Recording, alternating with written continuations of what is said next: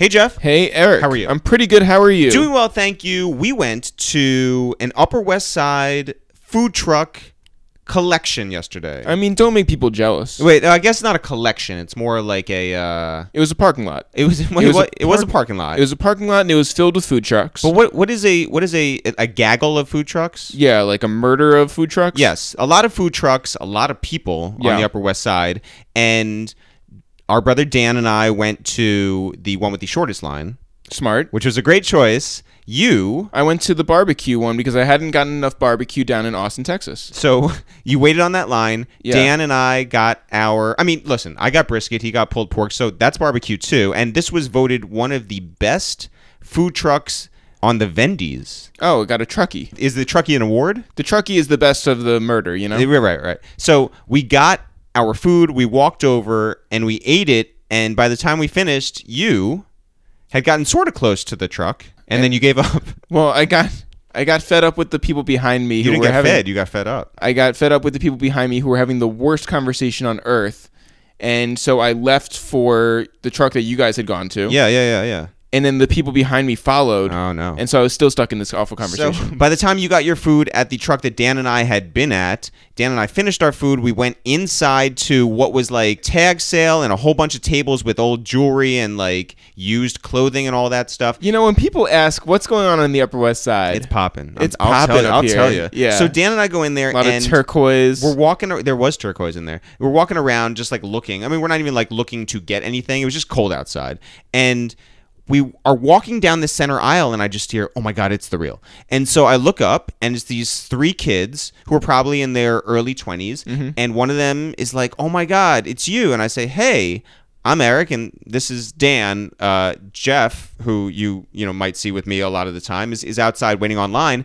And he was like, oh, my God, I love your podcast. So we start talking about the podcast, and in the middle of it, this kid Josh is like, hey, man, your music, how is it? And I'm like, I think it's great. You listen. You let me know. You should have spit like a quick 1,000 bars for him. Well, no. See, the women who Dan should have beatboxed. The women whose table we were in front of were getting very angry that we were there, and I think impeding on the imaginary traffic that was going to come and check out this secondhand jewelry. But I would say to Josh and to everyone out there, we have what is in my mind a great rap album that exists online, and you can press play and you can hear it. Yeah, but has it gotten a truckie? I you know what? I can't confirm nor deny that it's gotten a truckie, but I'll say that it's dope music, right? It murders. It is a murder. You can go listen to it right now on all the streaming services, and that's Spotify and Tidal and Google Play and Pandora and Apple Music and everywhere. Yeah. So I leave it up to you guys, the listeners. Go listen and let us know what you think. No, don't let us know. Tell Josh. Guys, go listen to our album. It's called Teddy Bear Fresh. It's by ItsTheReal, ItsTheReal, no apostrophe, no spaces, and it's available everywhere. That's the best way to have a conversation with us. Be like, I know your work. Not just like, hey, you... I love your podcast. I'm very ambivalent to everything else. That's right. I guess he does know some of the work. Yeah. But that's another thing, too, that I'm very interested in. What people consider us. Like, I know what we consider ourselves. Right. There are certain people who call us podcasters. Certain people... I got called a journalist. That's crazy to me. Because what part of this is journalism? You know, we're up here talking about, like, how'd you get your driver's license, right? Yeah. We're not like, hey, like detectives, like, how'd you get your... I guess if you really think about it, we're breaking news. But it would have to be that you consider someone getting their driver's license news. Right. Or like, how'd you do on your SATs? We do a lot of high school questions. Yeah. Someone said that they love our podcast because we're the only ones who trail a person's life from the pussy, which is a great metric. Yeah, that's how we should describe our podcast from now on. Not like the best storytellers in hip hop. It's we tell stories from the pussy to the grave or whatever. So, listen, guys, whatever you think of us, hip-hop sketch comedians, podcasters, journalists, rappers, pussy grave makers, whatever it is, murder that pussy.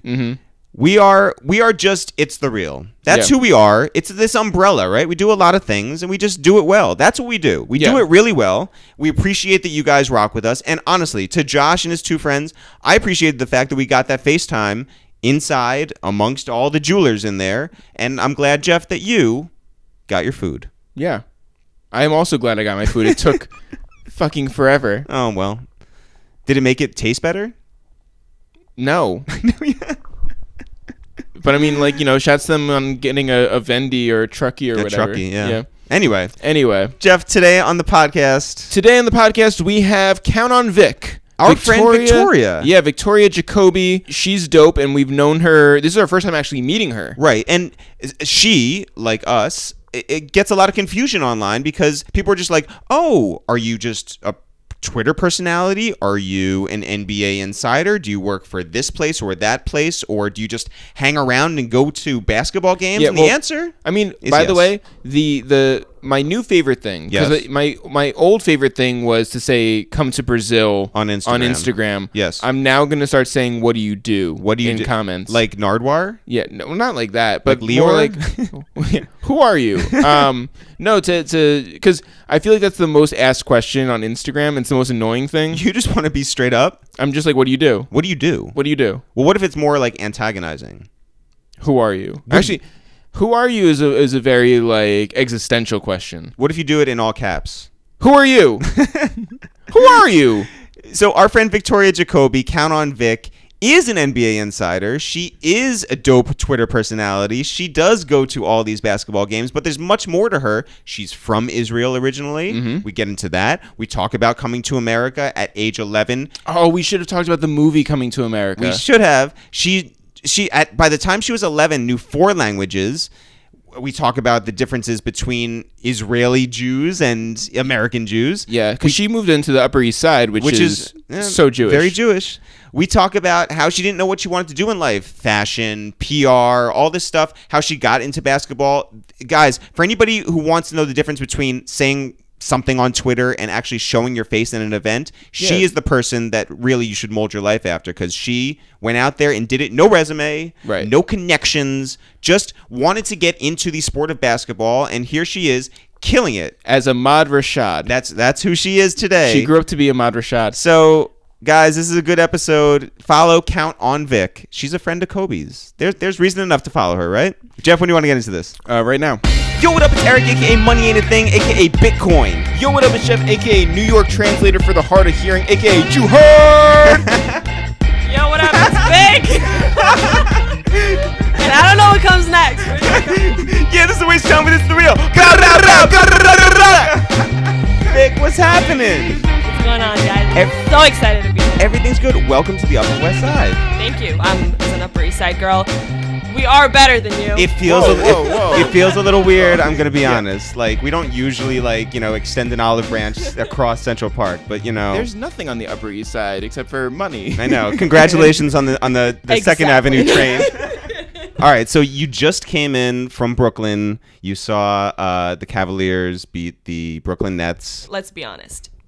A couple years ago, 5 years ago, maybe even, everyone had some type of opinion about, LeBron. But let's just for a second acknowledge this man in his 15th season doing what he's doing, literally willing his team to wins right now, especially like going into the playoffs, and they just clinched the 3rd spot in the East. I think that's very important for them. And Kevin Love is back, which is great. Yeah, that was great. And I feel like, with having Jordan Clarkson and those younger guys now on the team, I think that's a boost they needed. And I feel like the team as a whole is happier. Right. So you are a tried and true Lakers fan. Yes, sir. And there's a couple of former Lakers on the Cavs. On the Nets too. I mean, let's talk about D'Angelo Russell. So what is that like? I mean, are you torn? They're like my babies. Right. I don't know. Who do you root for? Do you sit there with your arms crossed? Well, I love D'Angelo Russell. I think when they give you the balloons, do you clap them together? Do you do any of that? I do not do that anymore because they caught me doing that once, and someone had it like a screenshot of the game on pause and just me going crazy behind so your the basket. clout was up on TV. On the television. Yeah.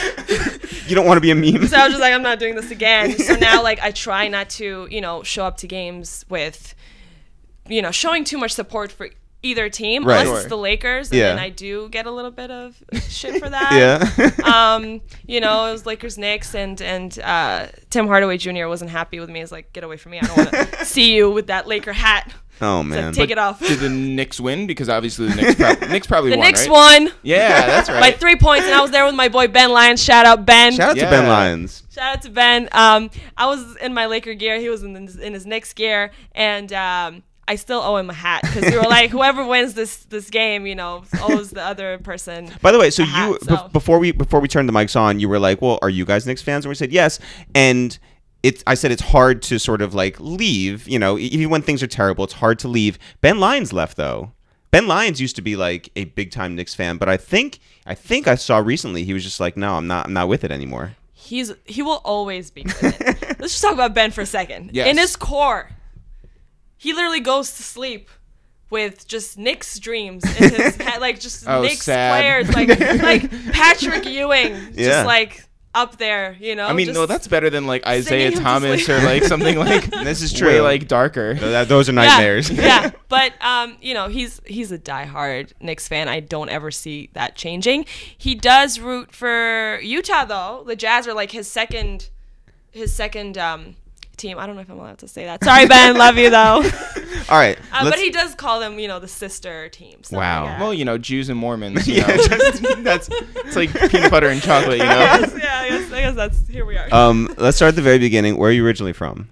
So I grew up in Israel. Like born there? Yeah, born and raised in Israel. Like So you're Haifa. Like you know? have like a dual citizenship, or are you just like Israeli, or who are you? Yeah, Dual tell us about your citizenship. immigration papers.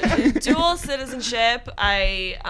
You know, so my mom, when I was 11, my mom does cancer research. So she kind of was invited here to run a cancer research lab at Memorial Sloan Kettering Cancer Wow. Center. Wow.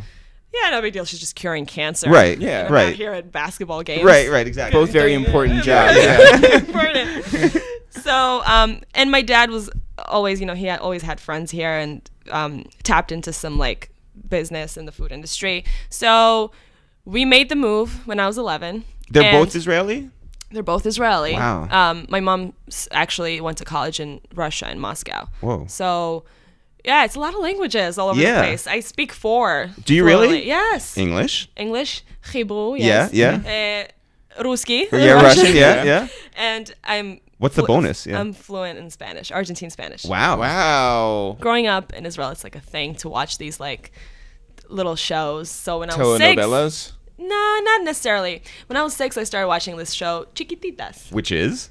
It was like little kids, right? Okay, yeah. So it's like all these kids, and they have like the, you know, just childish problems, and some of it, yes, is kind of like novella, whatever. But I just picked up on it really fast, and then, you know, my mom noticed the accent also. She's like, okay, so you speak like an actual Spanish person. So when we moved here, actually, we had this neighbor who was from Argentina, and I took an hour a week to just sit down and talk to him. We would just have a conversation, and I went from freshman year at Ramaz just being really good in class to just straight up going to honors Wow. sophomore year. Yeah. You could have an hour-long conversation uninterrupted, totally in. Yes, In sir. Espanol. En español. Yeah. And also, I lived in Barcelona for Oh, wow. for 8 months. So In high school? no, Okay. after Abroad. I Wait, kinda 8 did a months? Did year you go to off. jail? Huh? What happened? Did you go to jail? Like 8 months in Barcelona? What happened? Yeah. 8 months in Barcelona. I was like, I want to travel and see things. And So- everything is close in Europe. Like you just Yeah. need an hour flight and you're Yeah. somewhere. Okay, you move here at what point? When I was 11. Okay, so a good 10 plus years in Israel. Yeah. If you stayed there, you would have gone to the army.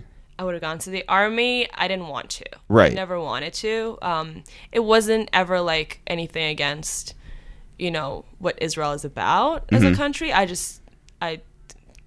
don't believe in war. I don't believe in all those things. And I just felt like, you know, the struggle on both sides has been perpetually, you know, so bad. And you see kind of both sides when you're there. And I was like, I want no part of this. As Right. a kid. Yeah, Yeah. You know? So, yeah. that's kind of how that happened. And I was lucky that we moved before the age of 14, because I think that's how the rule is. If you're over 14 and you move, you kind of have to go back, and it's like some paperwork, and you have to go through like a whole thing if you want to do the army. Yeah. How much of a reality was it for you from 0 to 10 that there were explosions and terrorism happening as often as they did? I remember very vividly when I was 7 or 8, going to second grade, third grade, going to school with gas masks because we had to. So that kind of is always with me. And I feel like, like as a kid, you don't really you joke about it when you get to school, it's all jokes. We're never going to use this. But you hear, in the sky, you hear things happening. And we moved after 9/11 happened, but when 9/11 happened, I remember everybody there was in shock because it was the afternoon, late afternoon for us. And I remember I was in the car with my dad, and he goes, "Oh my God, the second one just fell." And I was like, "Second what?" And he's like, "Oh, these 2 towers." And then we get home and we see what's happening on the news, and it was just so it's real in other places too. In Israel, it was more my mom was scared to put me on a bus for a good year and a half because she's it may explode. And restaurants and all these things, and then you kind of see what's happening in Gaza on the other side too, and it's your heart is torn. You don't know what to think, and you're on one side, and then you have friends that are from the other side as well. My dad had so many friends, so it hurts. And then a friend's brother dies, a 19-year-old kid. It's crazy. Yeah. So you don't really know how to process that, but it's always with you. It's always there. That's why I stay away from politics. I fucking hate that shit. Yeah. I don't really know enough to have an opinion on it. I feel like I can always be educated by someone else, and that's why I feel like the farthest I can be, far away. So wait, how many siblings do you have? I have a little brother who was born here on the Upper East Side. No big deal. This kid, my little brother Ben, I love him. Right. But So it was just you. What was growing up in Israel like? it was very, very, very chill. We lived very close to the sea, so we had a really nice house, a lot of friends. Most of my family is still there. It was very relaxed. And then, all of a sudden, my mom calls me after tennis practice. She goes, "Well, we're moving." I was like, "Okay, have a good time, guys." She's like, No, we're all going in 4 months. And I was like, "Okay, I guess this is what's happening." And I cried like a child, 10-year-old, a 10-year-old, yeah. But I was also I don't know English really. They teach you the basics. The basics, yeah. yeah, It's very proper English, right? Yeah, table, desk. Hello, pupils in the morning. I'm just like, what? Yeah, but then we moved, and thankfully I have a knack for. Had you been to America before? We visited when I was 8, I think. To New York, or? To New York, and we did San Francisco. Still you're young, so did you have any idea what American life was going to be like? Absolutely not. Especially the American Jewish community in New York is very, very different than anything you see in Israel.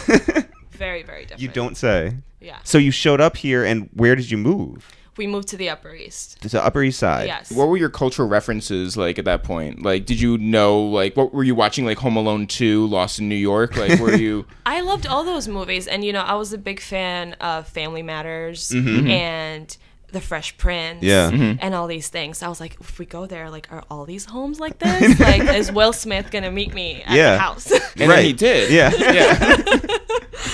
So and then all these New York movies. Yes, so I did watch a lot of that stuff, but it wasn't just for the 4 months. I kind of grew up doing that. Yeah. But did you have a crash course in American English? Absolutely not. So what happens when you get here? What do you do? I was thrown into private Jewish school, and I had to deal. No lessons on the side, no type of help. My parents both at work at all times.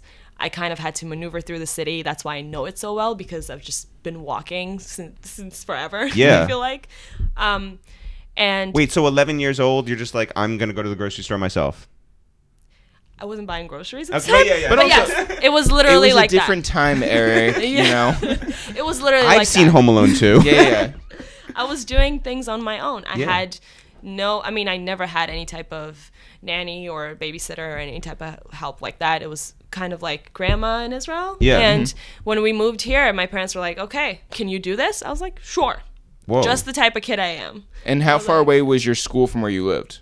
Like 12 blocks. Okay, so Okay, so it's walkable. like- Yeah. Walkable. And then, I was like, in high school, being a teenager, it was very hard for me to wake up in the morning. So Yeah. yes, I would cab it for $4.50 because $4.50 to to Ramaz to 78th and between Park and Madison. So no big deal. Yeah. But sometimes you have to. Yeah. So you moved to New York. Did you have any idea how the subways would appear, what they would be like? No, I did end up in Bumblefuck somewhere, Queens, like deep Queens once. Just I went thought the I wrong was way. going Yeah. downtown, but I went to Queens. Took a light E train I for was like 14. Yeah. I was 14. And I was like, never been on this stupid F train before. I don't know what this is. So- The F is for fuck this. Yeah. Yeah. I had no idea what was going on. So how did you make friends? Just through school? yeah, because I was like the Israeli girl. So everyone was like, oh. Well, what? Yeah, how exotic. Yeah. At Ramaz, you're just Yeah. like killing it. You're like a little bit more Jewish than everybody else. Yeah. And I was like very good at sports. I was like very sporty always. What sports you play? Well, in Israel, I played some basketball too, but it was always tennis. Yeah. For me, and I did some ballroom dancing because the Russian Jews, it's their thing. Yeah. It's like, but you Yeah. got to dance. Yeah, okay? yeah. So Wait, so did they did have that. a ballroom dancing like club or like team or something in school? no, I didn't do it here. Okay. I did it in Israel. Yeah. So tennis was kind of Wait, I'm sorry. You Yeah. come here and you make it just in time for bar mitzvah season. bar mitzvah season. Did you kill? No. Oh. Oh. No, my parents were just like. I'm not saying like just Go at to- yours, yeah, but like yeah. you go to someone's. Yeah, they were just like, go to the ones like the people you know, and I didn't really know that many people at the time, so I just went to a couple. But it's a whole other vibe here. Yeah. Oh, sure. A whole other vibe. But Well, how is it different in Israel? well, in Israel, in those like upper class Jewish communities, like they will have something that's kind of like a wedding.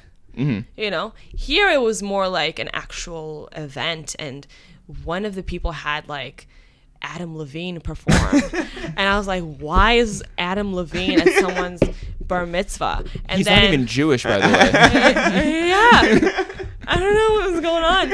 And then when I was older, I went to my friend's brothers, and who was there? I think it was Busta Rhymes. I was like, why is Busta Rhymes Performing. here? Performing. Not just as a guest. Yes. Oh, that'd be I mean, like, amazing we all love if he our- did like I an mean- Aliyah or whatever. Yeah. Like hip hop is my favorite. Yeah. But I was just like, why? Like, why is Busta Rhymes rapping his ass off right now at this kid's bar mitzvah? Right. But it was great. Because that kid's a man now, so Yeah. It's a man. It's Yeah. an old man. So Wait, were you listening to hip hop in Israel?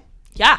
American hip hop. I was American hip hop. That was my thing. That's the only thing I listened to. I was right there with Usher. Yeah, yeah, absolutely. That was my favorite. And listening to Eminem and like the Black Album at Jay-Z at 10 years. I don't know why. Yeah. Guys, I really don't. But like all those songs, Laffy Taffy, all of that. Yeah. I was like, 50 Cent was my favorite. Love it. I thought Candy Shop was an actual candy shop. I was like, yes, I don't know why these girls are dancing, but Right. it's lit. And I had no idea what he was saying, so I was just like singing along, kind of.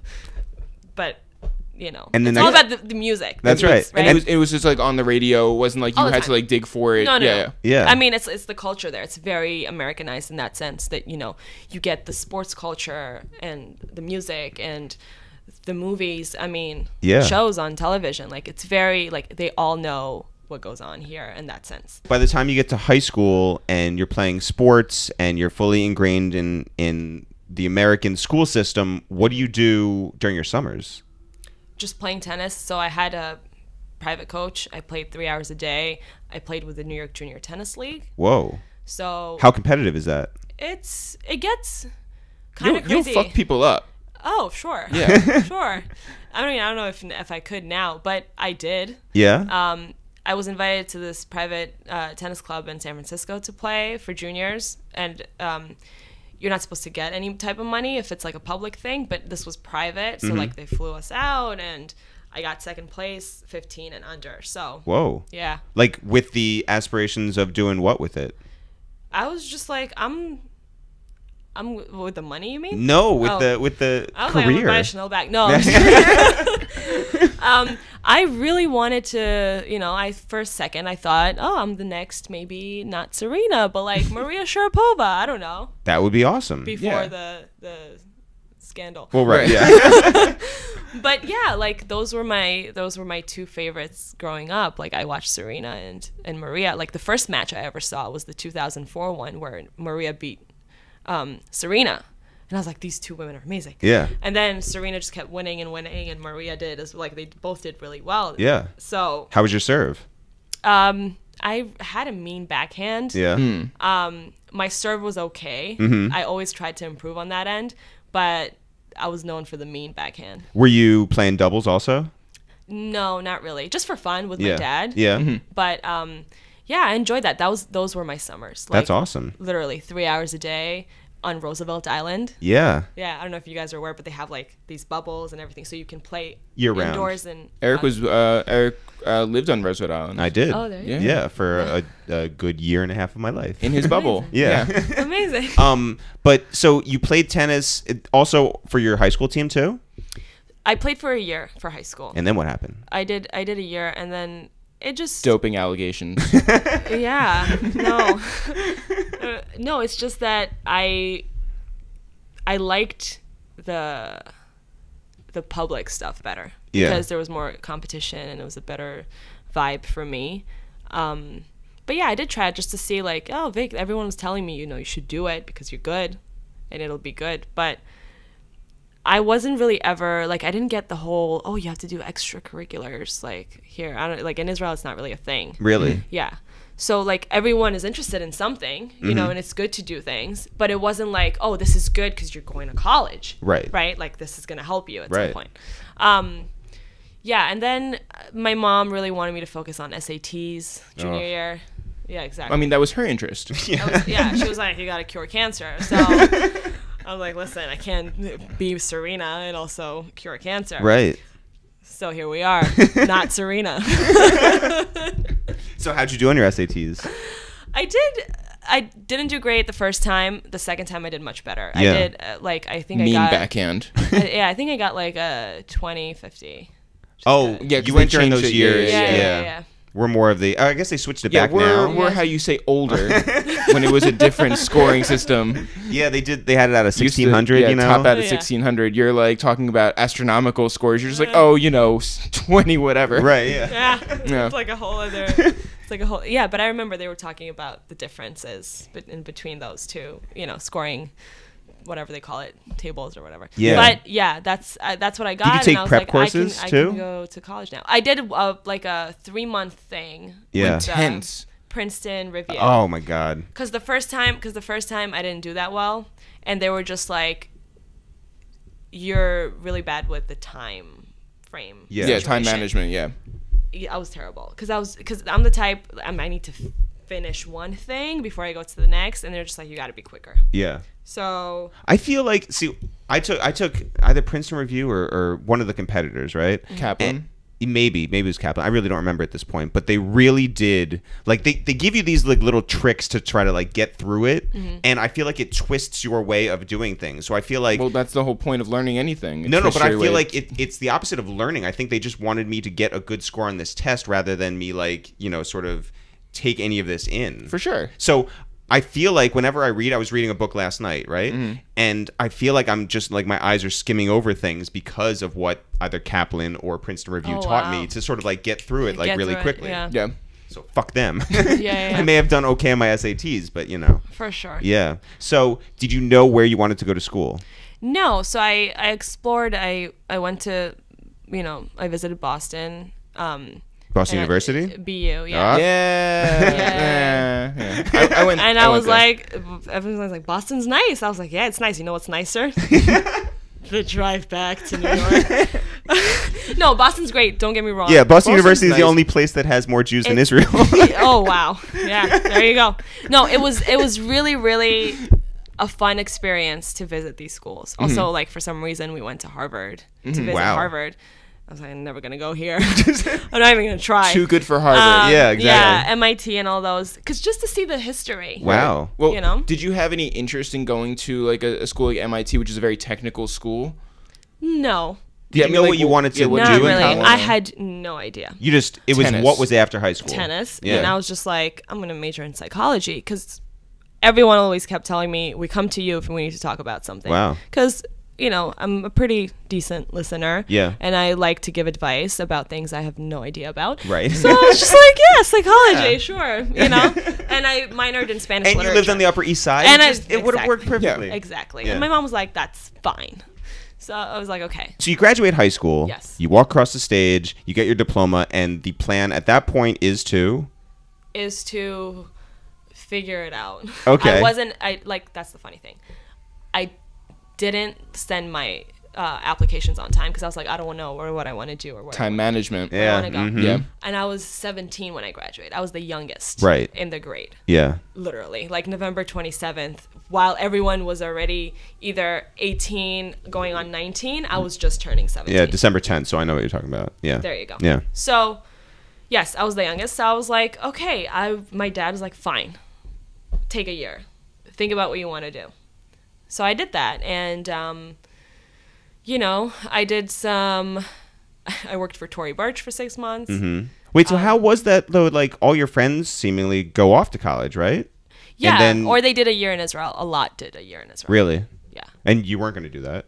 No, because Because you'd been there. Yeah. Yeah. You've done I was 10 like- years. Yeah. back there again. Right. So Was everybody just like discovering almonds, and you were just like, oh, yeah, I was like, yeah, no, I'm good. I mean, I love going back there. Don't Right, get me wrong, but right. I was like, I don't know if I want to live there, because then you're with family all the time, and I was just like, I'm not going to be productive. I'm not going Right. to learn anything. Yeah. And I entertained like the fashion world for a little bit. I was like, maybe tap into that. So I was Which part would you have, the on the like more public relations side, probably. not like manufacturing, just like No, I can't sketch for shit Yeah. either. Can you like, sew? I can't sing. I can't do anything, to be honest. I'm useless. I can tweet. So Tory Burch, you were there for how long? For almost 6 months. It was like 5 months, five Wow. and something. Did you And enjoy it? I loved it, and I got to do September Fashion Week Wow. with them, so that was really cool. Yeah. And yeah. How did your time end there, and what'd you decide to do after that? So then my dad said, listen, figure it, like, let's do this. So I sent a bunch of applications, and I got waitlisted for NYU, so I went to Hunter for a year. Mm-hmm. But psychology still was the Yes, move. psychology was the move, and I loved NYU, and I still lived at home because my brother was tiny, so I wanted to be there for that, Right. and I was helping out a lot. Like, my mom is super, like, we're not doing babysitters, we're not doing any of that, so I raised that kid, Yeah. so that was fun. And I didn't get to party or do all of those things that people in college do until I was maybe 20 going on 21 already. Right. So At which point you graduated from college. or you got a good fake ID. You finally got it at age So 20. here's the thing. I have really dope friends in nightlife, so that helped. I wasn't getting carded or anything like that at some spots. I'm not going to mention the spots. But Right. Yes.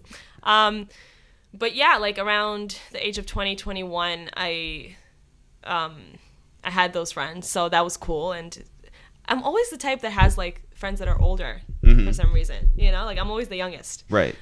Or younger friends. Like, people my age suck. I don't know.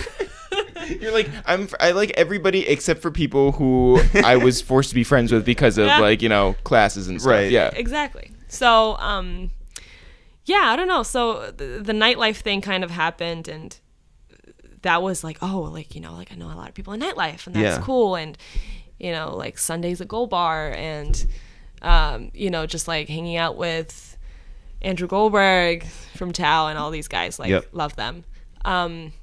So yeah, I have a lot of DJ friends, so you know, I would go out like. Well, who was your first like entree into this? Because it doesn't just like happen that you're just like there and then the owner comes over and is like, well, now sit in my booth, you know? Yeah. No, I don't know if you guys know anything about Dancing with the Stars. Oh, but you do because you're a ballroom dancer. That's right. Yeah. I actually know nothing about Dancing with the Stars. Actually, our mom does. Shout out to our mom. Shout out, Mom. Yeah. So my two really good friends, Max and Val, are on the show. They're professional dancers. They're Eastern European Jews. From New York? From Brooklyn. Okay. They're Brooklyn all kids. Love them to death. So, you know, they're just from being out and stuff. And I'm really good friends with their best friend who they grew up with, Alex. And, you know, they were always at those places. So we became, okay, here's how I became friends with Alex, who then introduced me to that whole Dancing with the Stars crew. Kobe Bryant was following me on Twitter. Sure. Okay. As he does. He's a Kobe. Alex was a Kobe fan. And he was like, why is Kobe tweeting this girl? Who's this girl? There's no way there's a girl who knows so much about basketball. So he follows me. We realize... Kobe does. Kobe was following Oh, you. Kobe's following you, and Alex followed you. Alex follows me because he's like, who's this girl Kobe's tweeting? Yeah. Why is he tweeting her? Yeah. A lot of people felt that way. After Kobe tweeted me, I literally gained maybe 5,000 followers that night. Oh, see, I was gonna be like, yo, Alex needs to chill. Like, looking at like Kobe's like followers. Alex is the best. But yeah, like everyone was like, okay, Kobe's tweeting this girl, and we were literally like going back and forth about D'Antoni coaching at the time. It was 2013. Kobe had just gotten hurt too. Like that was the Achilles, and I was heartbroken. And D'Antoni said something about Kobe tweeting mid-game about what the game should go like. So, and one of my friends from ESPN was reporting it. Arash, shout out to Arash Markazi. He's the best. So I tweeted something, and Kobe saw it on his timeline. He wasn't even tagged in the tweet. He was following maybe 80 people at the time. Yeah. Yeah. I know who number 81 was. Yeah. 81. So I said something like, D'Antoni needs to go, right? No offense to Mike D'Antoni. Shout out to the Rockets also. Yeah. But yeah, that was in 2013. And then Kobe said something like, if he had his phone on, I wouldn't have to tweet it about the game, right? I would just text it to him. Yeah. Ha ha ha. All right. And then I'm like, yeah, Kobe, but that was still disrespectful. And I'm like calling him Kobe because I feel like I'm cool. Yeah, I know Kobe Bryant. Right. And I DM'd him once and I said, you know, thank you for the follow. And he said, thanks for all the love. And he spelled love, L-U-V. And Well, you also spelled Kobe, K-O-B. Yeah. And I was like, we're best friends now. I don't know if you realize, Twitter followers. Right, yeah. But we're best friends. Yeah, that's real life, yeah. Yeah. So, so then Kobe responded to that with a hashtag because he loves hashtags. The longest hashtag, he was like, it was the feelings tweeting or something like that. Like yeah. You know, something like Yeah. that. And then people were like, oh my God, he's having a full conversation. And then it was on ESPN for the weekend. Like, Whoa. Kobe tweets fan about D'Antoni. Where's D'Antoni? What's And going you're to like, happen? Kobe tweets friend. Let's Yeah, let's yeah. be honest. Yeah. Let's just make it Kobe tweets best friends. Yeah. And And by the way, it's Kobe. Or Cobb. Thanks for the LUV, ESPN, you know. Yeah, like you guys don't know, but those were the times because Kobe was hurt, he had nothing to do, so he was like, oh, send me like recommendations on what to watch, and I like to believe I got him into Game of Thrones. Wow. Because I was like, I have a screenshot of this, because I was like, Kobe should watch Game of Thrones, and then he DMs me back and he goes, word, I'm also loving Da Vinci's Demons. That was a show. I started watching Da Vinci's Demons. He put you on. He Yeah. put me on. I was like, we're best friends. Yeah. I don't care what anyone else says. Wait, was Da Vinci's Demons actually good? Or It was great. Oh, okay. You're not And just I was saying that pissed. because Kobe recommended Yes, it? Like, I was pissed because never heard of this. It was only 3 seasons. What is it? I absolutely loved it. I think it was on Stars, okay. and it was like this show about young Da Vinci. All right. And his demons. Yeah. His demons. I think Yeah. it was 8 episodes a season, and I was heartbroken when it ended because I was like, Kobe. Wait, so you were heartbroken over 2 things so far? Well, hold on. You know what 8 times 3 is, right? 24. There you go. There you go. All right. Yeah. Okay. Wow. Yeah. Listen, Yeah. guys. Mhm. Also, Numerology. I know. my last name is Jacobi, and Yeah. everyone's just like Kobe. And I didn't realize that until like someone said that to me. Wow. You should change the spelling of your name. It's just Kobe, right? Okay. So yes. So we're basically family. Okay. So how did you fall in love with basketball, and how did you fall in love with the Los Angeles Lakers? Because you are neither from, Los LA. Angeles. Yeah. So my dad comes home one day. I think it was the first day of Passover. Okay. And he goes, "You're not going to believe this. There's this guy who's so big, who's so talented in basketball now." And he turns on the TV and it's Shaquille O'Neal. Yeah. It's Shaq. Yeah. He's a big guy. He He's is. a big guy. Yeah. And I've never seen anyone, my dad, super into soccer. I've never seen him really talking about basketball like this. He's like, this guy, because he was like a Ronaldinho fan and all this stuff, right? So he's just like, turn on the TV, the game is on right now, they're showing it again. This guy, you'll never believe this. And he goes, come here, like, you have to see how big this guy, how good he is. Yeah. And it's Shaq. And it's a Lakers uniform. I had no idea what the Lakers were. I was 6 or 7 at the time or whatever. And they had just gotten Shaq. And I was like, okay, but who's that guy who's dunking all the time? Who's that guy who's so crafty? Who's like, slashing and getting to the rim and just doing all this fun stuff? Practicing free throws for 87 hours a day. I was like, who's that maniac right there? So that was Kobe Bryant. Love you. Shout out Kobe.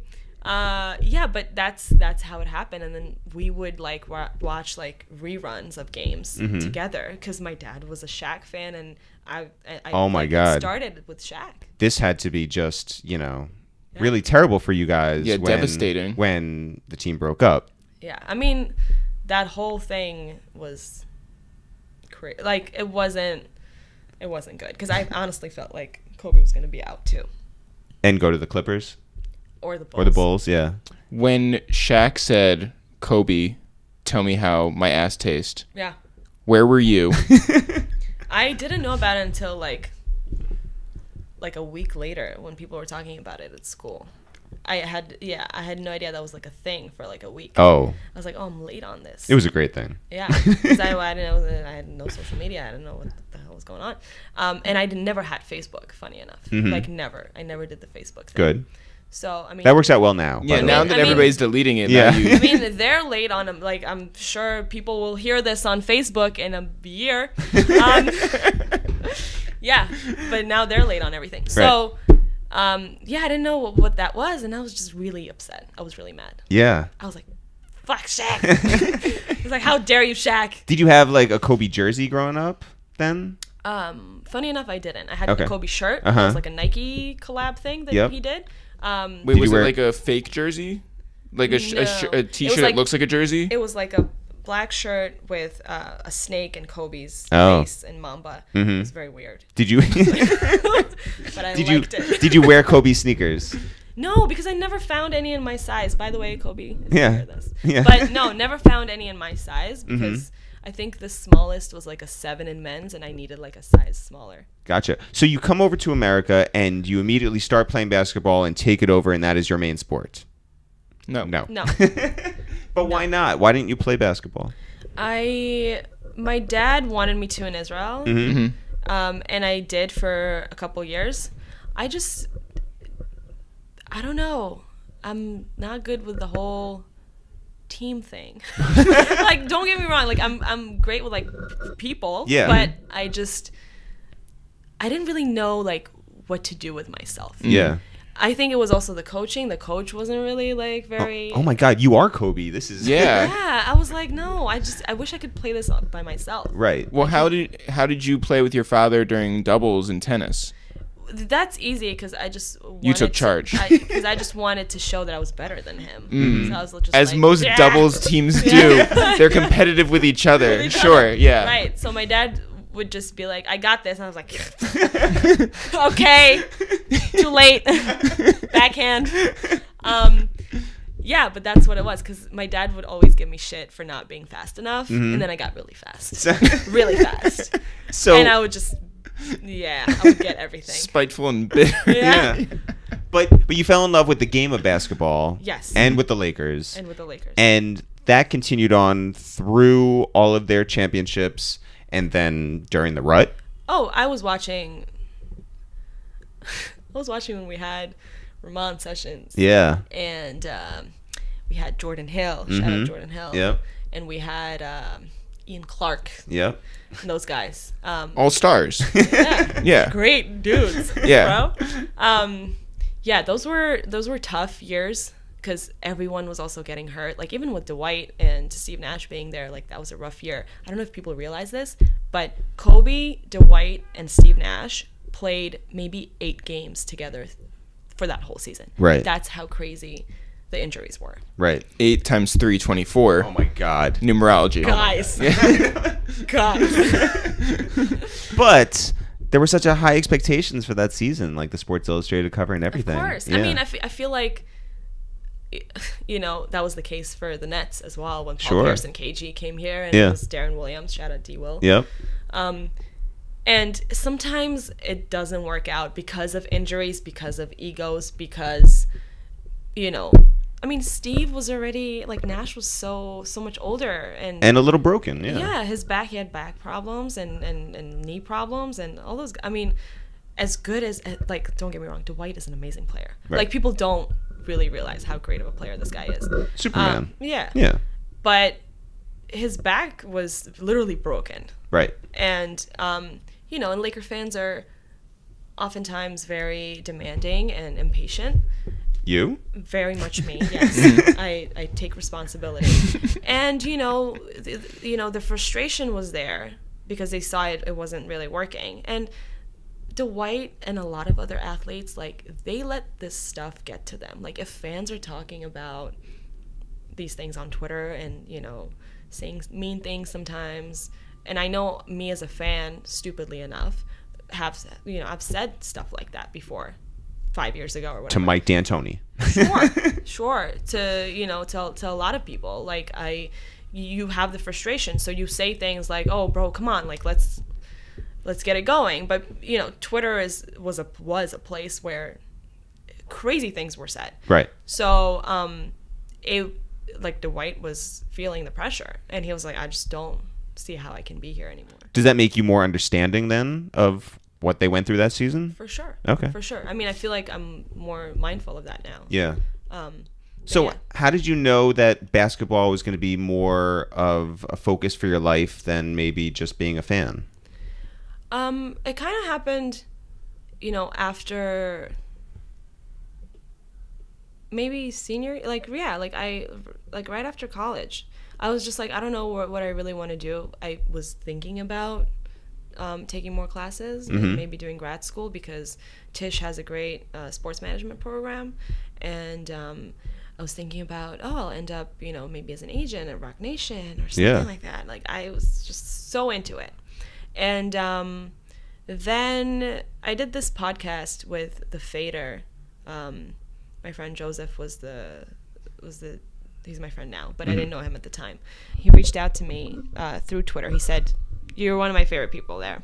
So when he was a content director, and they did this, you know, playoff NBA podcast thing, and they brought me on as guest, and I was like, I really like this. I like talking about the game. That's what I do on Twitter. Yeah. You know? And everyone's like, "You're so witty, you're so fast with it," you know, because I would watch games and live tweet and stuff. And I was like, there may be something here. Like, if people, these are real jobs that people have. And I didn't really know, like, what type, like, where exactly or how. Yeah. But I was like, I'm going to pursue this. Let's see what happens. And my parents were like, "Okay, we're cutting you off." They're like, "You can live here, but you get nothing." Yeah. Well, what was your first move then? So Like, I did. who's that first phone call or email or something? Didn't really email. That's the funny thing. I didn't send my resume out. I didn't even have a resume. Right. Yeah. I was just like, you know what? I will make sure I'm at every Nike, Adidas event, anything that has to do with the game. I'm at games. I'll make sure I meet the right people at the Garden. I would literally go to games out of my own money. And what do you say? And people kind of started recognizing me just from the social media aspect. And then, you know, people would be like, from teams or from, you know, whatever, like ESPN people started following me, and all these reporters, team reporters. like, we really like what you're doing on there, you know? Like, you say things we can't say. Yeah, right. Yeah. And a lot of people feel that way because, you know, in the corporate world, and I knew I didn't want to do the corporate thing because then that would take my creativity away from that. Yeah. And then, you know, I was lucky enough that Franchise happened, Franchise Magazine, which is, you know, a basketball culture magazine, which is kind of like more of, as Kobe said, in Kobe's words, he said, Vic, it's more than a magazine.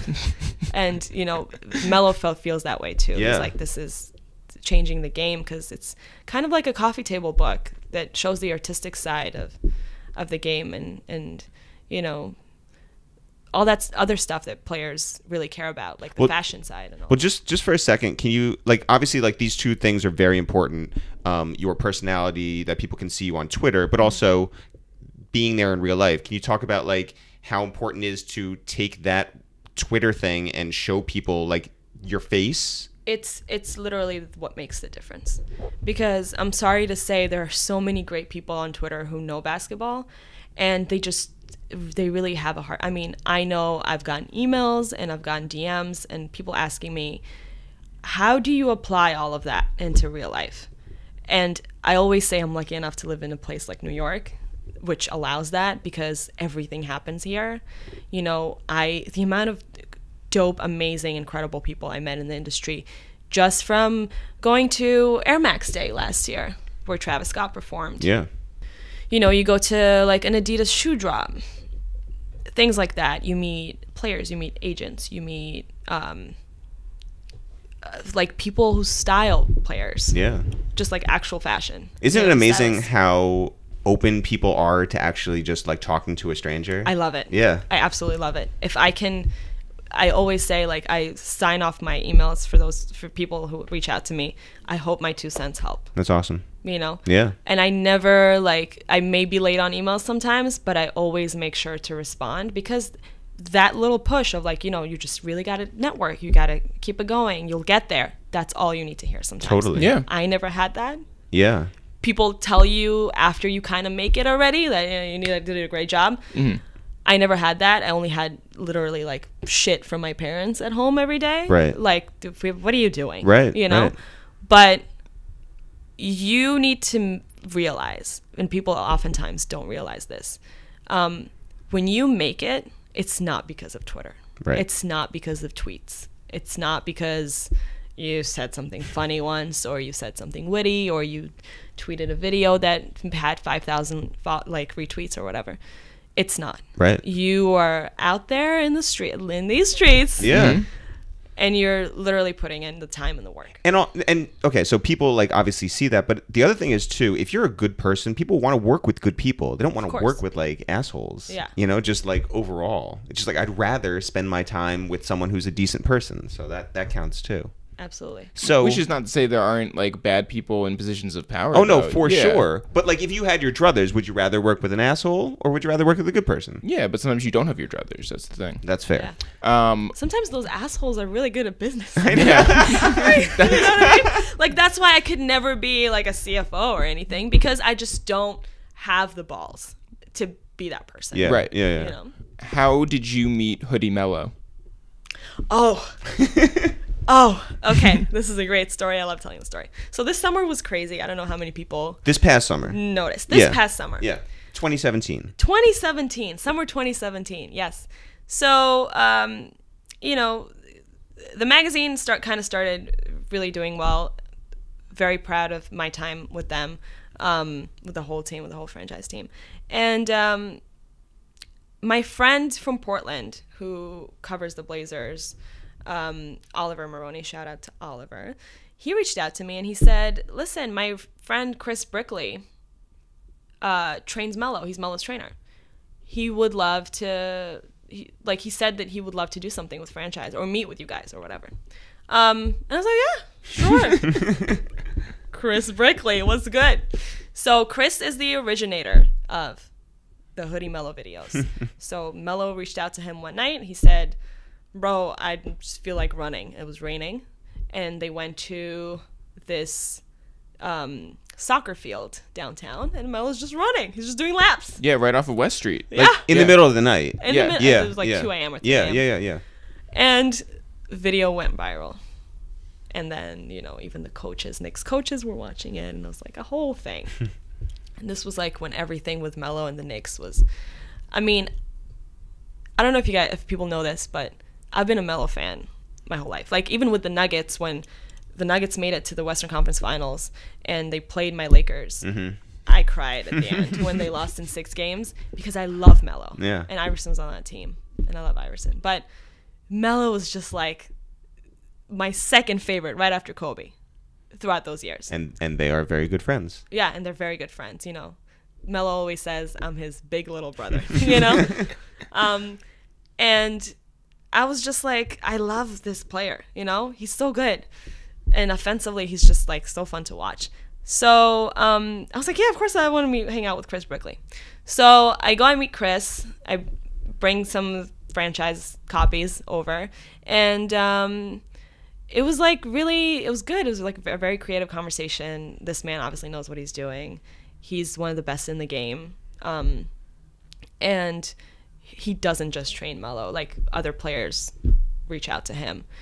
And, you know, they had this court set up at the Sky Building, which is owned by Mitch Moynihan, and Mitch went to Ramaz also.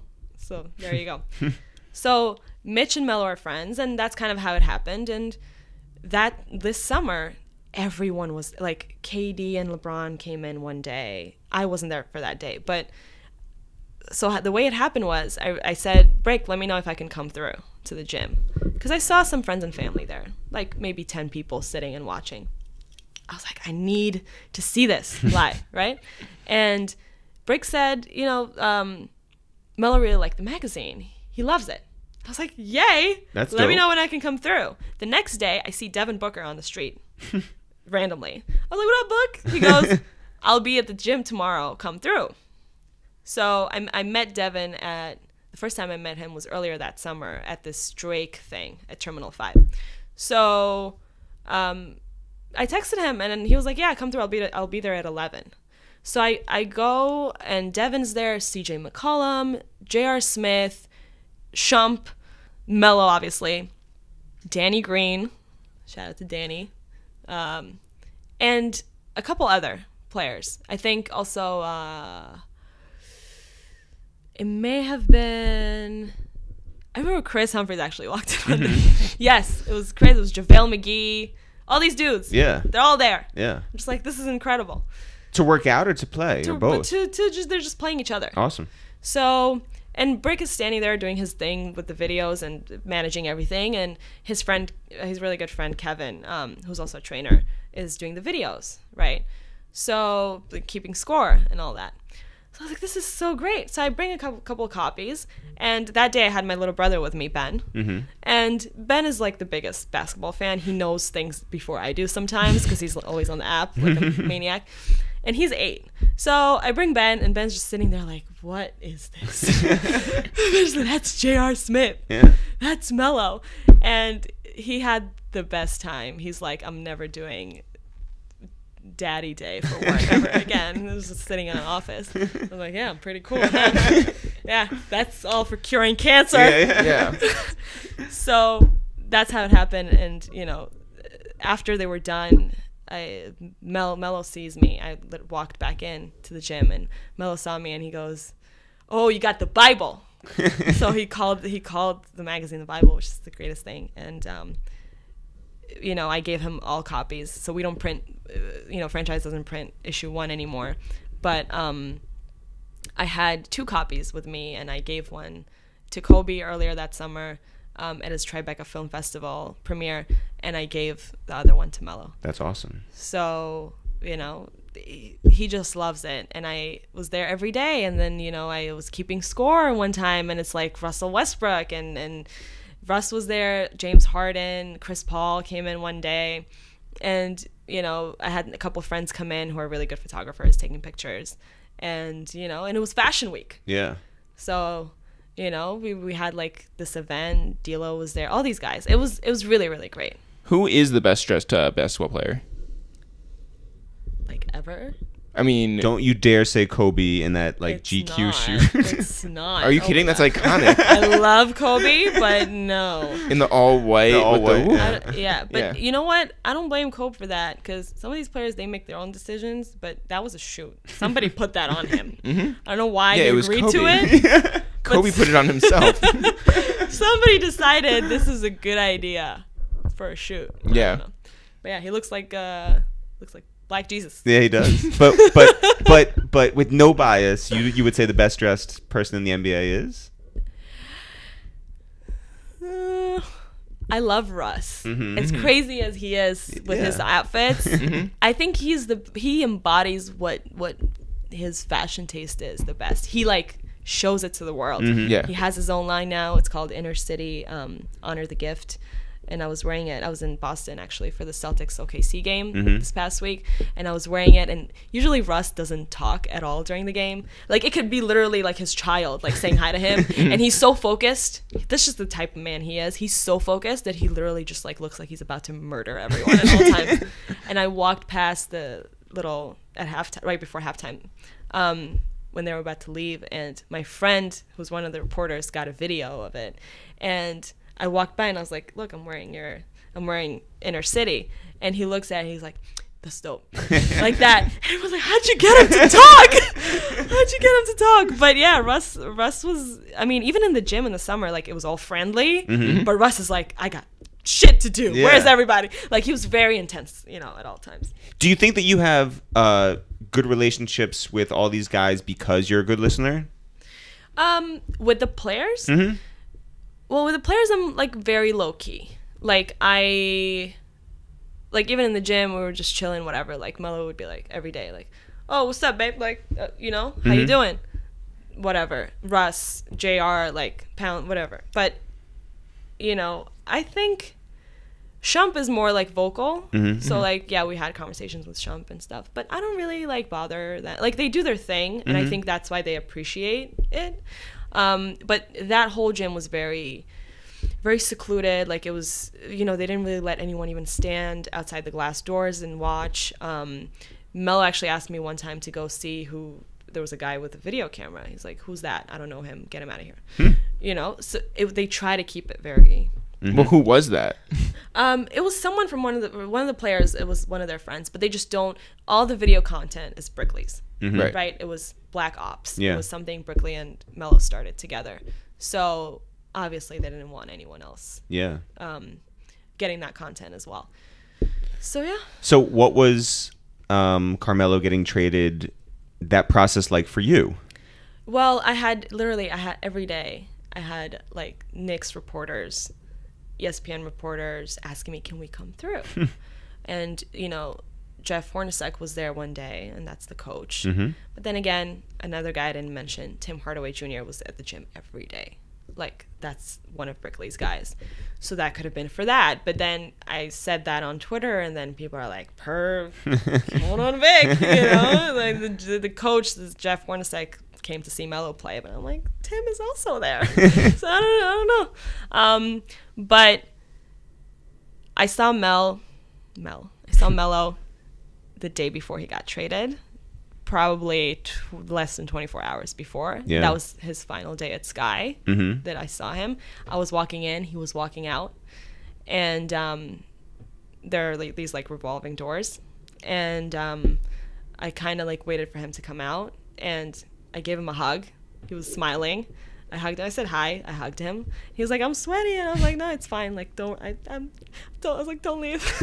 And you said Oklahoma City. No, yeah, but he was really smiley. So I was like, you good? I just like went like, you good? Like that? And he's like, yeah, I'm great. I was like, I'm serious about that. Like, I like franchise. I was like, awesome. I was like, you good? He's like, yeah. And he was smiling that day, just walking out. So I was like, maybe there's something. And then the next day, it's like he's out.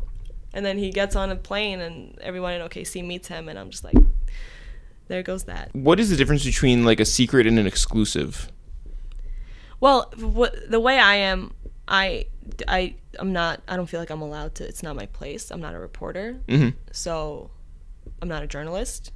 So it's not my place to say how those things go. Like, I could have easily been like, oh, you know, like, Melo's smiling today, something's about to go down, right? And, like, yeah. start some shit.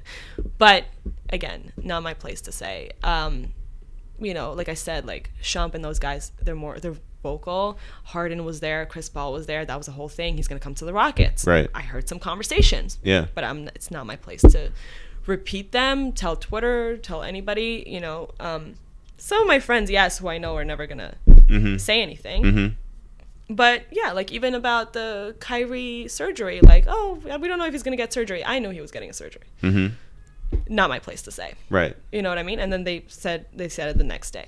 Who are the most trusted people that you follow on, like, NBA wise, on Twitter? Trusted Yeah. in terms of like breaking news? Just you get sort of a sense that they Woj. know what they're talking about. Woj. Adrian is definitely somebody we all have our notifications on for. Right. Shams. I met Shams actually in LA at All Star. We were at the NBA Players Association hotel where all the players were staying, and I was like, Shams. I was very shook, but he was so nice. And then we saw each other the next day at this Russell Westbrook Kyrie Mountain Dew thing event that was right in front of Staples Center, and we were just hanging out, and he was waiting to interview Kyrie. So he's a great guy, and he's just like. And I was like, I don't know how you do it. He's like, yeah, Twitter's crazy, man. I don't know, whatever. So we're just the same conversation. I really like Arash, like I said. But other than that, like, you know, like broadcasting wise, like Cassidy Hubbarth is one of my favorites, Kristen Ledlow. And those are people that I not just admire and look up to, but like I am lucky enough to, you know, have some type of friendship with. Like, we're cool, you know. Yeah, yeah. So those girls, Rachel Nichols is the god, obviously. But yeah, all these women, there's so many amazing women in sports. Can we just shout out to the women? Yeah, absolutely. Yeah. Well, I think it's the same thing with like the music industry where it's like a lot of outsiders don't realize how many women actually like drive the machine. Absolutely. I feel like so many people don't realize, but the girls who run social for teams, they're girls. Like, these are women, right? They run the social pages. They know more about the players than any man can. And, you know, like I said, social media is funny and stupid in that way where they'll be like, go back to the kitchen. Bro, you are literally in the kitchen. These girls know a lot more than you. Like, I'm not talking about the girls who think, you know, some girl once asked Twitter, why does New England have a team when it's not in America? Like, no, it's not actually in England. You know? But it's funny, but it's just so crazy how many women are in sports. Like, reporters, journalists, in press rooms, like, mostly women, broadcasters, the people asking questions after the game, mostly women. Yeah. You know, and a lot of these athletes really respect them. So it's really cool to see, like, the way, you know, LeBron is with Cassidy or Kristen or whoever, the way, you know, Chris Paul is. Like, all these guys, they really, really appreciate that. And they also, like, look for these girls. Like, after the game, like, I personally saw Paul George just like, oh, where's Cassidy? Like, after the game, like, I gotta, you know, do the thing. Yeah. So it's really dope to see, and it's better now that people realize how many women are in the industry. Yeah. How was your NBA All-Star weekend this year? Ooh, it wasn't a weekend. I went for 2 weeks. Yeah. I was like, I gotta go. Sorry, your NBA All-Star break. Yeah. It was February. I didn't want to be here. I was Yeah. like, it's definitely gonna snow. You are a smart person. Yeah. I was like, I will go to Soho House Yeah. every day and work from there. It was great, man. You said it was the most exhausting week of your life. Yes. 2 weeks. Well, no, but like one week was more exhausting than the other. That week, so like from the Tuesday to the Tuesday with the weekend in the middle, the craziest week of my life. Right. It was my first official All-Star weekend where I was like credentialed for things. The highlight was meeting Kobe Bryant. Yeah. One-on-one. We met before when I gave him the magazine, but it was... I mean, did you call him Kobe? I said Cope. I said Cope. I was like, what up? Well, first of all, I didn't think he would remember me. But Count on Vic. Yeah, no. But I honestly didn't think he would remember me. And he walked out of the green room, and it's just me and my friend. There's no one else there, and his PR people. And he walks out of the green room, and the PR girl is kind of nervous. I could tell. She's like, I don't know if I want them here. Yeah. Right? He walks out, and I'm like waiting for him with my hand out to reintroduce myself and shake his hand. He walks out, arms open. What up, Vic? And this man is hugging me, and I'm like, you're hugging me. Right. Did you throw up? No. Did you call your father? I was very, very, very like taken aback by how humble, nice. I mean, all of that I kind of felt through social media already, just from talking to him. But he was not what people would think. Like, people think he's very intense, yes, but he's so passionate about what he's doing, whatever it may be at the time, that it's just inspiring.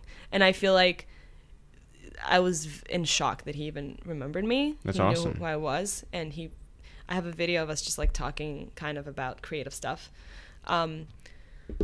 It was the best. Yeah. It was the best part. And just doing all the work that, franchise did as a whole.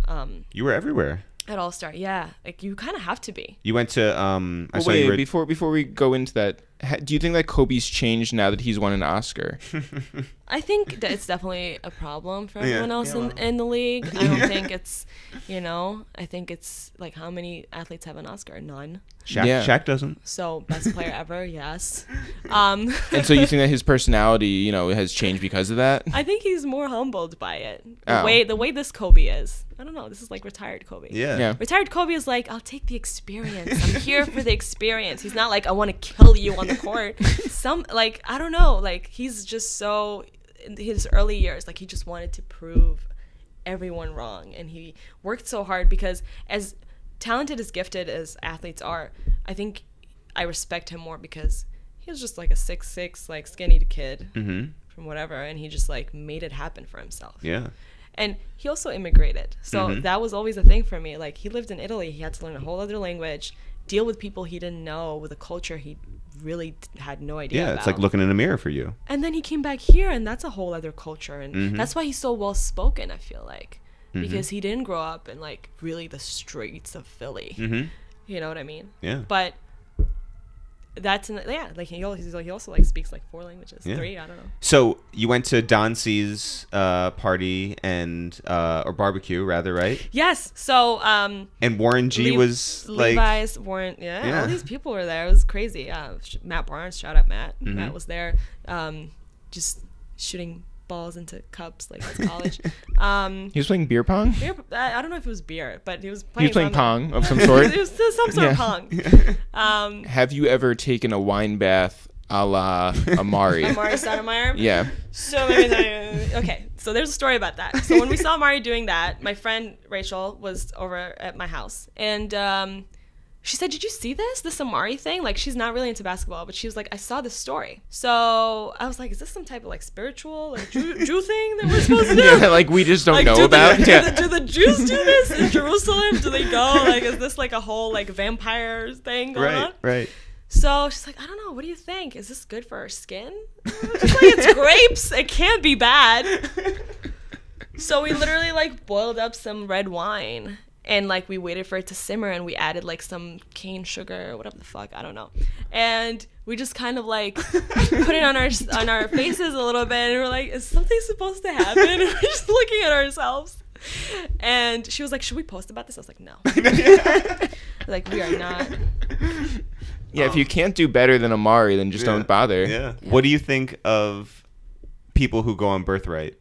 Oh, I was going to ask that. It's a good question. Because, like, it seems to me like a fairly artificial experience.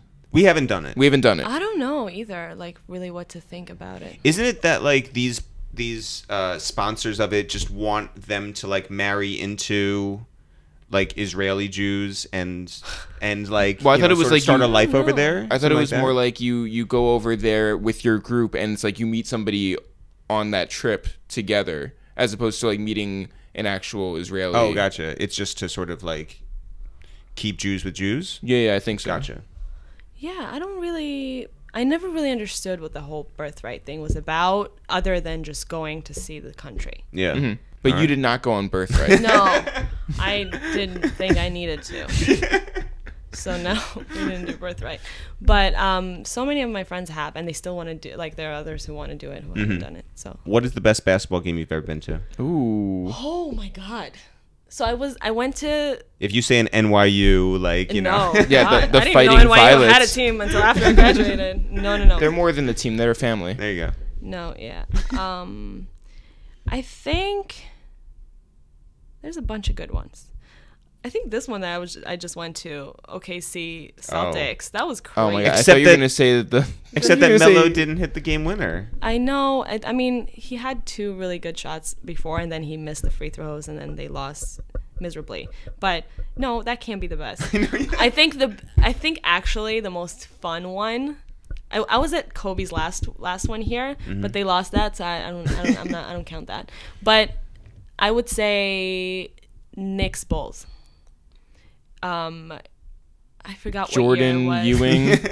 No, it was Knicks Bulls, and it was overtime. So Melo hit a 3 to take it to overtime, and then hit a 3 again to win it. And That's pretty exceptional. That was pretty dope. What was the worst game you ever went to? The worst game I ever been to, that was it was Christmas Day 2013. So it was the 25th. Yeah. And I'm there with my friend Alex. Yeah. We're like, we're gonna get drunk. Yeah. Because Off red Melo wine? was out. Melo was out. Melo had a shin injury, and I think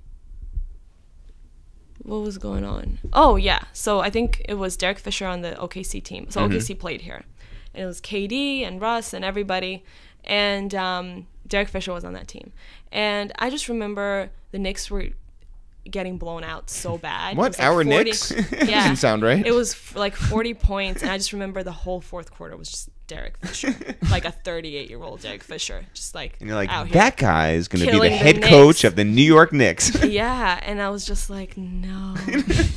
And we got drunk, and then that was the month that the Beyonce album came out, and we were just like, we be all night, like in the car after losing. Who has the best halftime show? I mean, that's pretty clear, right? The TNT boys. The TNT, Shaq, Chuck, Kenny and Ernie. Right. All day. Oh, see, I was talking about Jeff's like live, yeah. talking about live experience. Like, Yeah, I'm talking about like, you know, like the Phoenix Suns mascot, you know, like jumping through the hoop I like or the whatever. Bulls mascot. He's fun. Benny the the Bull, Bull, yeah. yeah. Benny the Bull is fun. They also have the best the intro. Pelicans have this crazy mascot too. Like Yeah. a bird, like a big bird. He's But- like a pelican. Yeah. But like does he do anything? I don't know. Yeah. Does the Pelican do something? I don't know. I'm not sure. He has a dope Twitter though. Does he follow you back? I don't know. But I remember I tweeted at him once because I was like, "You're awesome." Yeah, he's fun. Then he DM'd you back and he Yeah. said, Yeah. So Benny the Bull, he just like actually he did this to a Laker fan at a game. He took a full cake and he just smashed Put it it. in got their it, face? got it in his face. Is that a good thing? It's funny. I was like, oh, Laker fan, but also it's funny. Where is the weirdest place you've been recognized? Oh my God. I would say Miami Airport, Fort Lauderdale Okay. Airport. About to go on a JetBlue flight. Shout out to JetBlue. All right. Back to New York. Yeah. And this guy was standing there with his friend in line to get bags checked, whatever, security, and he goes, "Are you CountOnVic from Twitter?" And his friend is like, "Bro, you're such a stalker." He's like, "Bro, you're such a stalker. What the fuck?" And he doesn't know you. And I'm just like, and I always have my shades on, Yeah. some type of shades. And then I just like went like this. I lowered them a little bit, and I was like, "Hi, yeah, I'm very nice." Yeah. You know. Did you So say yes, I am CountOnVic?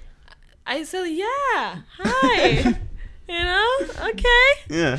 So, he's like, "No, bro, she's so funny on Twitter. She knows like basketball and she knows all these players," and that was pretty amazing. Like, it's fun. It's fun at like games when people are like, "Oh, can we see you like at halftime or whatever?" Like, Yeah. I'm always down. You're the best halftime show in the NBA. Oh God, please let's not make that a thing. Listen, I don't know. I see they have these dog shows, like little dogs like running up on things. Oh yeah. They They have this lady who like does the bouncing of the of like China, like just like Oh yeah. the thing On spinning plates? yeah. Yeah. And like she dropped them once, and that was a thing on Twitter. Like they had a video of it. I don't know. There's some weird ones, but the Knicks City Dancers are really cool. I feel like they have drones now, and they have like all these cool lights and all this stuff, and you know they do a great job. Yeah. I went to high school with some Knicks City dancers. This is true. My friend is the captain. Well, that seems like you're like one up. Shut me. you Like, down, fine. Jeff. We get it. I don't know who he went to school with, but shout out to Alyssa. Yeah. Well, Vic, we're so happy to see you in person. We're happy to see you happy to running be all here. things on Twitter, and we're happy that one day we're going to see you on Dancing with the Stars. Oh my god. Oh my god. It's, you know what's funny actually? Sometimes the dancers are the bigger stars than the stars they get to dance with. Yeah. Think about that. Yeah. Wait, Okay. before we go, do you have a good Jenna Luckman story? Oh, Jenna. Oh, her. The Jenna. Yeah. Yeah. The Jenna Littman Yeah. of Miami. I mean, every story. Soon to be New York, by the Every way. story so, is yeah. lit with Jenna. Yeah. But we did have this night in November. I visited. We were hanging out with some friends at Soho House. Chris Humphries ended up being there. And we went to Bodega with our friends. And, As one and does. him, yes. Yeah, And Chris Humphries. And yeah. Like shared and, an Uber? Yeah, we shared an Uber. I was in the middle. So it's Jenna, me, and Chris Humphries in the back. Well, it couldn't be Chris in the. He's a big a tall fella. guy, Yeah. It was a bigger. It was like one of those bigger cars. Yeah. So we went to Bodega and we had a great time, and then we lost him. I don't know where Chris is. Chris, I hope you're good. But we lost Chris. We went to Bodega. We were at the table together. Oh, man. I went to say hi to a friend who was there, and I come back and I'm like, Jen, where did he go? And she's like, I have no. I honestly, I feel like he's in the bathroom with someone. I'm like, oh god. She's like, I don't know. He's too much right now. Did you guys dip? Yeah, we did. We ended up going to 11. Great, decent strip club. Okay. In Miami. Yeah. Open 24 hours a day. I like that you just like you pulled it back. You're like, great, no, Decent. decent strip club. No, it's Yeah. a decent. It's a good, fun place, and you can order food at 6 a.m. It's amazing. Yeah. It's the best place ever. But I'll say decent because I don't want to seem like that's the only strip club I've ever been to. By the way. Oh, right. So Everyone's yeah. like, how? So we have to judge then. How yeah. have you not been to other strip clubs? I'm like, I don't know. Yeah. Well, why don't after this we all go to the Hustler Club? Yeah, there on you the go. west Yeah. side. A good, decent Yeah. spot. Yeah. Yeah. Check Yelp. Yeah, I don't really frequent those places. I mean, I'm pretty sure at some point I'll end up in Houston with the whole Rockets team. That's right. Shout out to Mike D'Antoni. Shout out to Mike D'Antoni. I He's gonna want to be like, in a strip club. Yo, no, that would be the weirdest place you would get recognized. At a strip club with all the Rockets and Mike D'Antoni, and he's like, count on Vic. Yeah, that would be the peak of my career. Well, congratulations on everything. And thanks so much for coming through. Thank you guys. Yeah. You guys are awesome. You're By the way, awesome. you're the best at this. No, is great. whatever this is. Whatever this is, you made it. We're decent at it. Thanks, Well, Vic. thank you. Thanks everyone for listening to this new episode of A Waste of Time with It's the Real Jeff. If people want to find out more about us, I'm Eric, you're Jeff. We are It's the Real. If people want to find out more about this podcast, it's called A Waste of Time with It's the Real.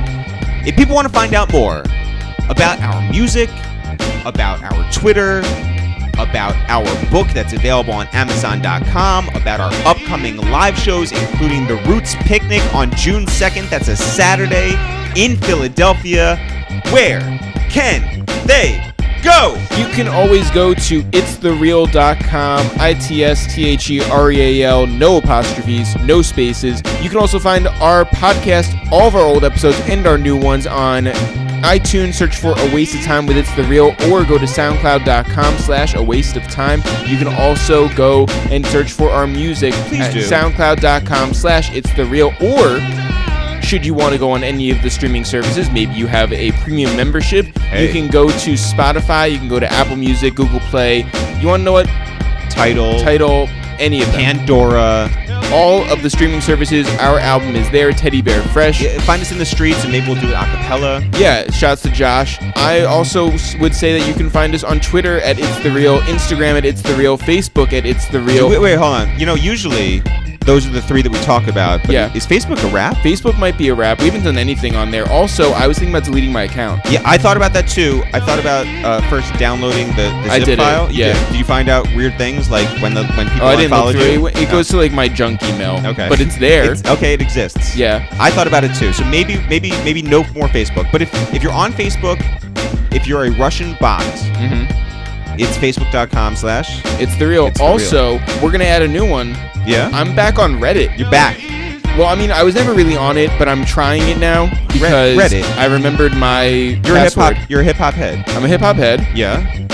So what do you do on Reddit? I upload our podcast there, Okay. and then people say nice things to me, Oh. and so that's I'm with it. Yeah. I'm with it. that's sort of it. On Reddit, they can find you at It's the real. ITSTHEREAL. Yeah, I'm pretty sure that It's the Real was taken. That's Damn. why, but I don't remember. It was a while ago. All right. So on Reddit, Yeah. people can find you and the podcast and nice comments. Oh, about also us. someone added us on Twitch. Hey. And also, Snapchat has been sort of active this week. I don't that know what's right? going on. Yeah. All right. Well, Yeah. I don't use any of that stuff, but hey, No, the weird thing is that neither do we. represent. People are adding us on Snapchat. It is It's the Real, and also on Twitch it is It's the Real. I don't know why you're adding us, but I will do something there because people are adding us. All right. So here's the part of the conversation where we say, "Hey guys, do us a favor and listen to us and pass along the word."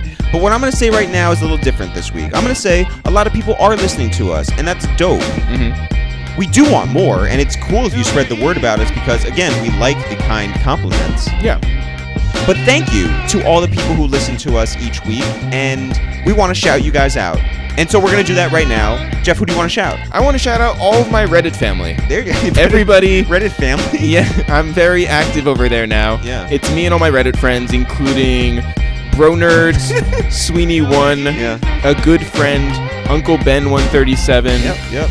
Classic Reddit users. And A Fegan B. You know. Just people who say things like do an AMA or shouts out to the tribe There you go. or great interview with Fonte. He's one of my personal favorite MCs, and you all did a great job as always with the interview. I agree. Or y'all are some of the illest and freshest hashtag hip hop journalism out there right now. Want to show Journalism. love. Journalism. Yeah, Also, Such a- been a fan of y'all podcast for a while. Quality guests. Hashtag quality, hashtag guest. No, but you want to know what? How are we going to find those comments if they don't use hashtags? Jeff, I like that you shouted out your Reddit family. Well, they're part of the tribe. I want to shout out another member of the tribe who's actually family with us, and I feel like, sometimes he gets shine, and I feel like there's a lot of people who know him out there. Dan? I want to shout out our brother Dan. Dan does not get enough love, except everywhere he goes where he gets all the love. A lot of Dan fans out there. Yeah. Hashtag Dan fans.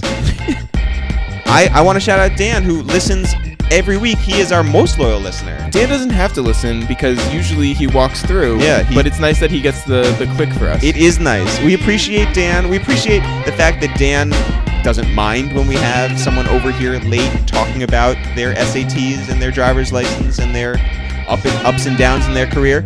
And we thank Dan for being a part of the podcast. He's been on the podcast a couple times. We just appreciate Dan. We're Dan fans. Yeah, I would say Dan is part of the clique, and by clique, I mean that's what we should start calling our fans. The click. The clique. Yeah. Shout out to the click.